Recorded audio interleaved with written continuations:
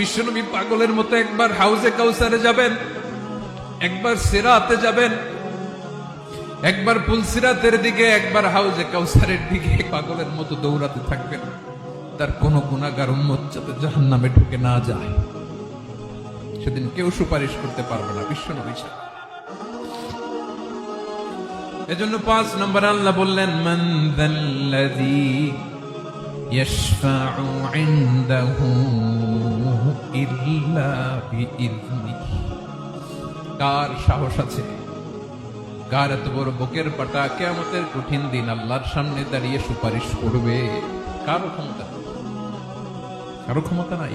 বিশ্বনবী সেদিন সিজদায় পড়ে উম্মতের জন্য কাঁদবেন, সবাই কাঁদবে, নফসি নফসি, আল্লাহ আমারে বাঁচাও, আল্লাহ আমারে বাঁচাও। বিশ্বনবী বলবেন, উম্মতি উম্মতি। বিশ্বনবী আমার জন্য কাঁদবেন, আপনার জন্য কাঁদবেন, আমাদের জন্য সেদিন কেঁদে কেঁদে জাহান্নামের দরজায় দাঁড়িয়ে আমাদেরকে টেনে টেনে জান্নাতে ঢুকাবেন।